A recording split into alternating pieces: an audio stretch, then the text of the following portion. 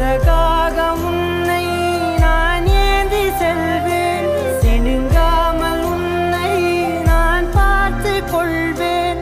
ஒரு கோடி இன்பங்கள் உன்னை பார்த்த நொடியில், நான் வாழும் நாள் மட்டும் நீ எந்த மடியில். உன்னை ஈன்ற பொழுதிங்கு கடவுள் தன் முகம் பார்த்த பொழுது உன் பாதம் தொழுது.